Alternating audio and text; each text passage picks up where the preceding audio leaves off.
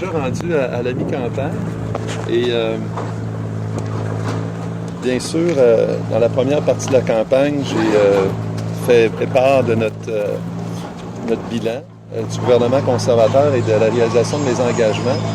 Le but ce matin, on est en pleine rentrée scolaire et on vit des problèmes de congestion routière sans précédent, il faut le dire, grâce à la prospérité que connaît Lévis. Donc, le but de mon point de presse ce matin, c'est de m'engager à continuer de favoriser la mobilité urbaine à Lévis. Il y a trois éléments sur lesquels j'aimerais plus spécifiquement élaborer ce matin. Le premier, c'est vraiment au niveau des infrastructures. Évidemment, vous comprendrez le choix du site. On est ici dans un point de convergence du transport en commun. On a bien sûr le transport par automobile, on a le transport en commun, mais on a l'intermodalité avec la fluidité Rive-Nord, Rive-Sud et les traversiers, plus bien sûr le pont de Québec et le pont Pierre-Laporte. On est en quelque sorte à la croisée des chemins en termes de capacité à soutenir la prospérité sans précédent que connaît Lévis. On voit les indices économiques et socio-économiques. Lévis est en plein essor. La région de Chaudière-Appalaches connaît une croissance fulgurante et ça met beaucoup de pression sur les infrastructures. Au cours des 10 dernières années, on a investi 33 milliards de dollars en infrastructures, ce qui a fait en sorte que l'âge moyen des infrastructures publiques a été diminué de 3 ans. Mais encore plus important, évidemment, là, vous parlez d'un ingénieur, mais ce qu'on est en train de faire, c'est qu'on est en train de baisser l'âge des infrastructures par rapport à leur durée de vie. Donc, on investit dans des infrastructures qui ont une longue durée de vie et on cherche à abaisser le pourcentage de l'âge de l'équipement par rapport à sa durée de vie utile. Et ça va dans le sens d'une prospérité durable. Donc, on fait des infrastructures qui ont une viabilité à long terme. Évidemment, on a investi dans des infrastructures et des projets routiers. On n'a qu'à penser aux nombreux projets d'infrastructure qu'on a, mais je m'engage aussi à continuer à appuyer la Ville dans ses efforts pour... Mon Dieu, ça m'est en train de me déconcentrer. L'autobus en arrière. Ah, OK. Mais je m'engage, ben, c'est un peu ça. Je m'engage à continuer aussi. C'est un ensemble. Ça prend une vision d'ensemble globale pour le développement du transport, de la mobilité urbaine. Et je tiens à dire, les modes de transport sont complémentaires. On a besoin de s'attaquer aux problèmes de fluidité. Entre autres, l'autoroute 20, on le voit, c'est devenu... la congestion est très dense, mais c'est la raison pour laquelle on doit investir dans les infrastructures. Donc, au cours des 10 prochaines années, on parle d'investissement de 50 milliards de dollars du gouvernement fédéral avec l'effet combiné des investissements provinciaux et municipaux. On parle de 80 milliards de dollars à investir pour se doter d'infrastructures qui nous permettent de maintenir notre prospérité économique. Parce que la réalité présentement, c'est que la congestion routière est devenue un frein à la prospérité de Lévis et c'est la raison pour laquelle je m'engage à redoubler d'efforts pour améliorer la fluidité. Donc, premier élément, infrastructure routière, mais également infrastructure dans le transport en commun. Vous vous souvenez peut-être qu'il y a quelques mois à peine, j'étais au garage municipal de la ville de Lévis avec le maire et on injectait 8,6 millions dans le transport en commun. Il est important de continuer à soutenir le transport en commun. C'est la raison pour laquelle on crée un fonds pour le transport en commun. Présentement, nos sociétés de transport ont 750 millions de disponibles. Ça, c'est pour les 2 prochaines années pour investir dans des projets novateurs de transport en commun, notamment au niveau des projets de partenariat public-privé. Bonjour les gens de Québec. Alors, vous comprendrez que le sujet de mon point de presse, c'est la congestion routière, frein à la prospérité économique. Vous pourrez dire, justement, je suis arrivé en retard à son point de presse. Mais vous n'avez pas commencé en retard, en tout cas. C'est correct pour les autres. Oui, on est... et c'est évidemment, c'est la rentrée scolaire. On vit des problèmes de congestion routière.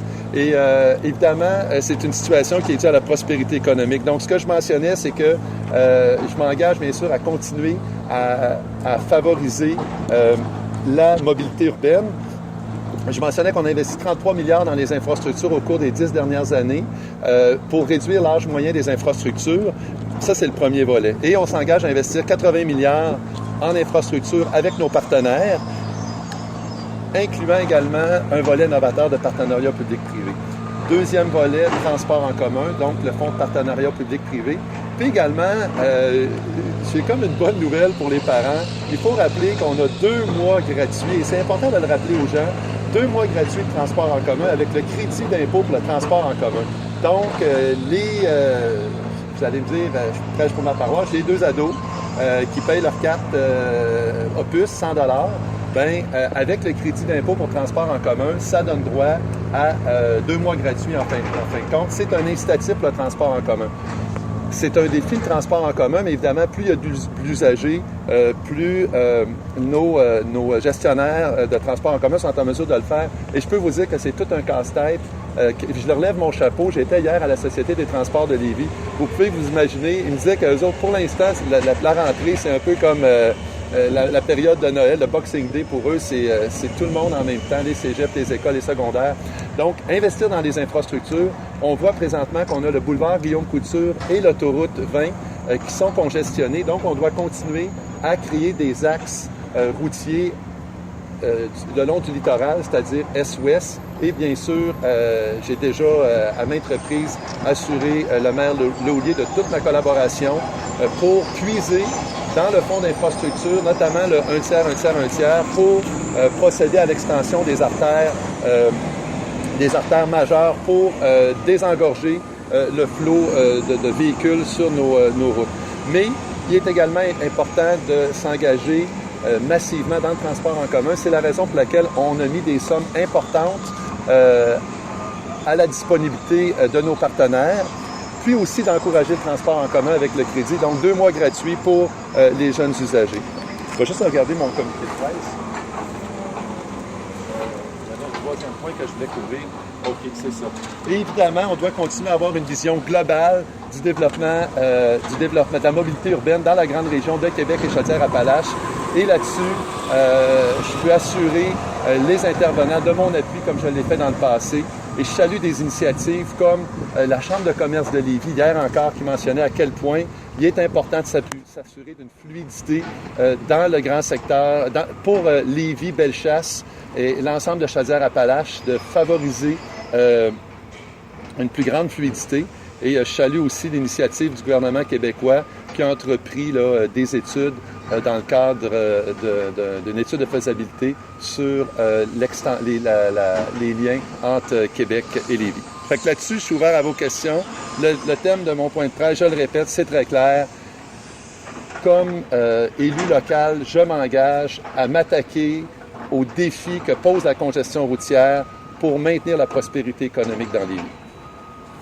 Vous avez dit que c'est important de continuer de développer le réseau routier. La ville de Lévis a Saint-Omer, par exemple, qu'elle veut prolonger. Et il y a l'autoroute 20 qu'elle aimerait voir élargie. Ouais. Est-ce que vous avez... Par où on doit commencer, selon vous? Quel projet pourrait intéresser le fédéral là-dedans? Premièrement, pour l'ensemble des choix, on s'en remet aux choix des décideurs locaux et provinciaux pour les accompagner dans leur démarche. C'est clair qu'à Lévis, présentement, on le voit, le boulevard Guillaume-Couture et l'autoroute font face à des problèmes de congestion importants.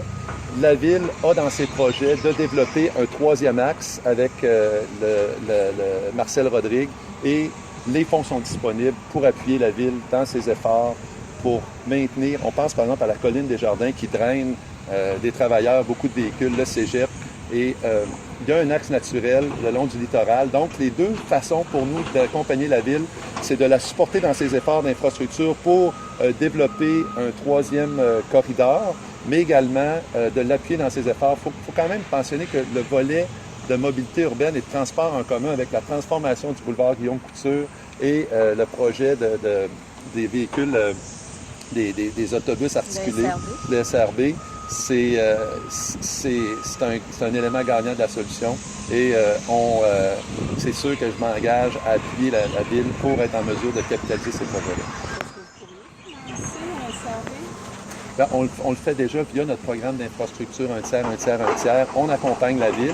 Et ce qui est intéressant aussi, c'est que c'est un effort collectif et on voit des partenaires maintenant privés et parapublics souhaiter, en fin de compte, capitaliser sur l'opportunité que représente des investissements majeurs dans des projets de transport en commun.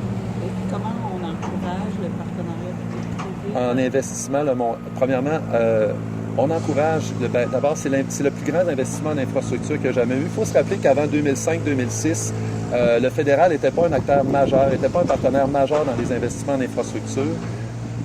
33 milliards jusqu'à date, 53 milliards directement du fédéral. Avec l'effet des majorations des deux paliers de gouvernement, on est rendu à 80 milliards. Donc, c'est en mettant des sommes disponibles pour les promoteurs, puis également en créant des véhicules novateurs comme le PPP pour les projets de transport en commun, 750 millions au cours des prochaines années, 1 milliard pour les années subséquentes. Bon, on a vu, il y a déjà beaucoup de projets. Si vous regardez les initiatives qu'on a faites au niveau de PPP, il y a beaucoup de sociétés de transport en commun qui en ont profité pour se doter, investir dans des projets, des garages pour abriter leur flotte de véhicules. Fait qu'on connaît la recette gagnante et là, il est temps de passer en deuxième vitesse, si je peux dire. Dans ce que vous annoncez aujourd'hui, c'est tous des programmes existants, si je comprends bien quand même, que vous engagez à prolonger. Oui. Vous savez, le rôle d'un élu local, c'est d'être une courroie de transmission entre les besoins locaux et les ressources disponibles. Au cours de la campagne, il y a plusieurs engagements qui sont pris par la campagne nationale, mais un élu local a la responsabilité de faire une différence dans son milieu. Et je vous donnerai l'exemple ici. Il y a à peine quelques années, j'étais avec le député Gilles Laulier et Daniel Roy-Marinelli pour investir ici dans tout le secteur de la quai Paquette. Aujourd'hui, peut-être c'est un peu pour ça que vous êtes en retard. Il y a des investissements majeurs qui se font. Donc, effectivement, ce qui est mon engagement, ce qui est nouveau, c'est mon engagement à favoriser la mobilité urbaine pour Lévis et Chaudière-Appalaches. Est-ce que vous sentez que les citoyens sont sensibles à cette question-là? Est-ce qu'ils en parlent? Beaucoup, beaucoup. Surtout à ce moment-ci. Dans les conversations que j'ai reçu des amis chez moi, c'est le sujet principal de conversation. C'est les gens qui doivent se lever beaucoup plus tôt le matin, qui passent plus de temps dans les trajets. C'est les frustrations. Les gens me parlent de leurs frustrations aussi qu'ils vivent.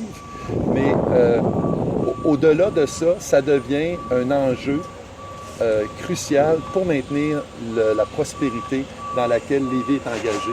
Et c'est la raison pour laquelle c'est la responsabilité des élus de se mobiliser pour vraiment permettre à notre génération et aux générations futures de profiter d'infrastructures de transport adaptées à la croissance et à la prospérité.